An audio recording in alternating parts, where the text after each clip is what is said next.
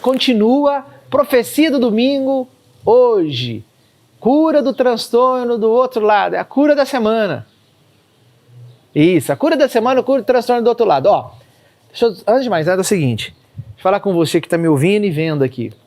Adquira a sua profecia do domingo, os meses julho, agosto, setembro, profecia do domingo.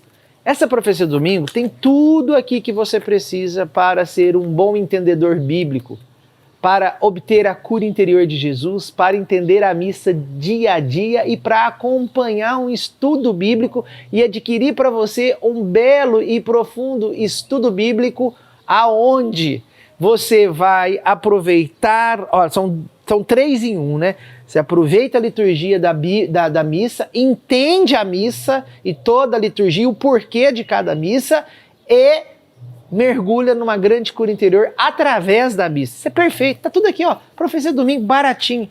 E mais, você vai ter aqui a possibilidade aqui do lado de escrever a tua cura interior, teu estudo bíblico, tá bom?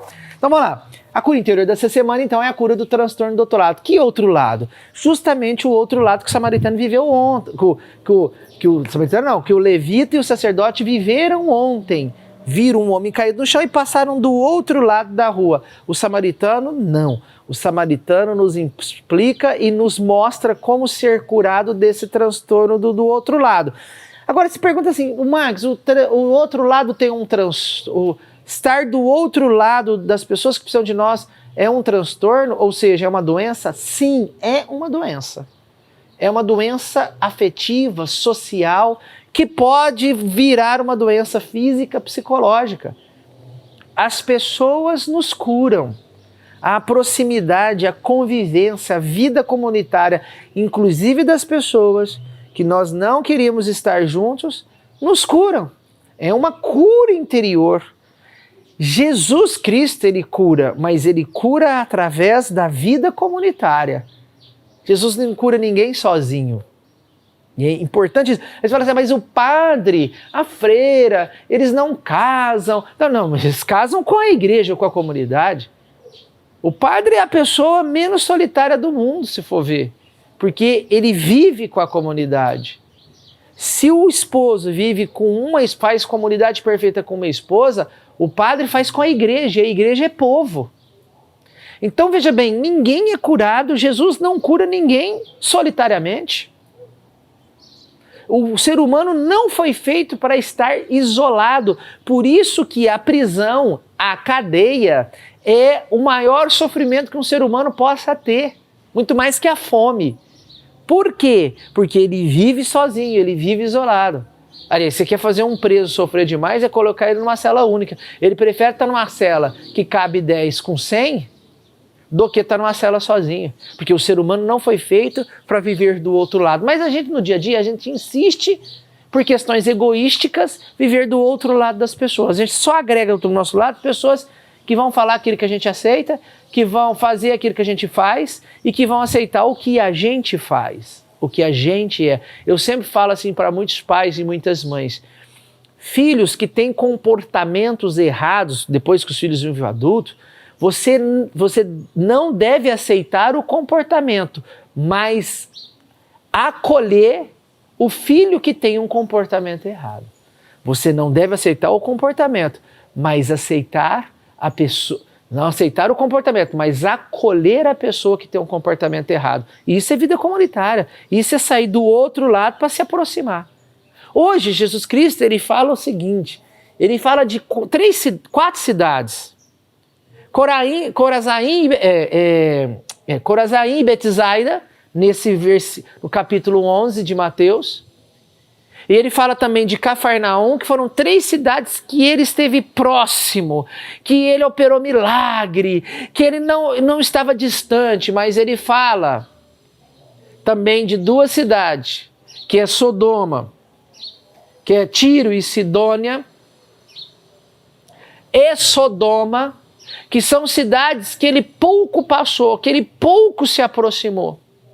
Ele reclama da cidade Tiro, Corazaim e Cafarnaum, cidade onde ele se aproximou. Ele reclama porque os milagres que ali foram colocados por ele, o povo e essa cidade não respondeu.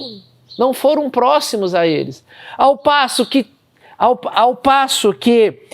ele fala, né, se os milagres tivessem realizados em Tiro, Sidônia e Sodoma, que era um povo distante dele, no sentido religioso, povo que não era judeu, porque ele era judeu, ele veio do judaísmo,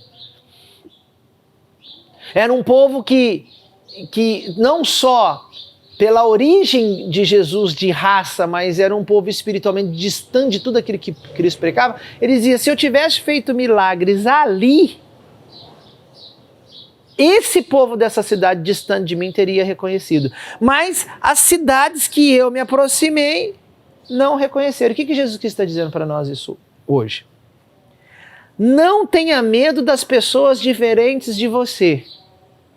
Não tenha medo das pessoas diferentes de raça, diferentes de comportamento, pessoas de outras religiões que são distantes da nossa tradição religiosa. É isso que Jesus está dizendo, que é o povo que representa aqui Sodoma, Gomorra, que representa Tiro e Sidônia, que é povo distante.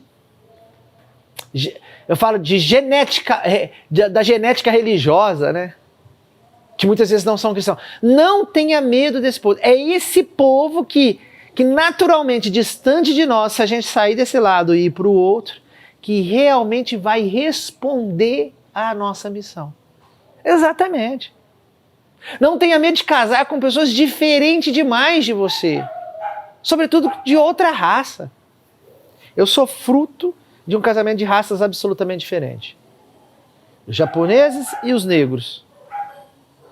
E dizem que geneticamente os mestiços têm mais criatividade, um pouco mais sobretudo criatividade, vamos bater criatividade.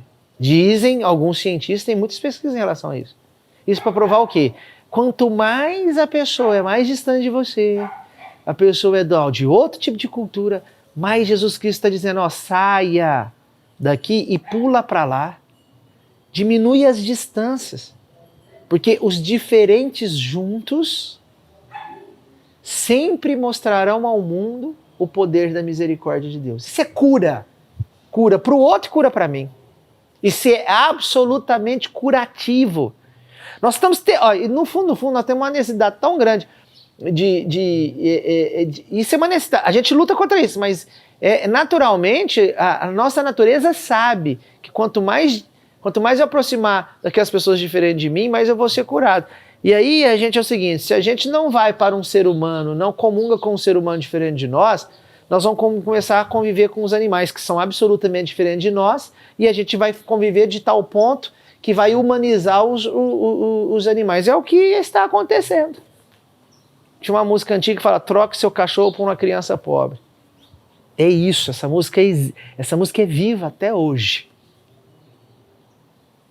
Troque o seu poodle por uma criança pobre, que é uma criança diferente de você. Deus abençoe e até amanhã.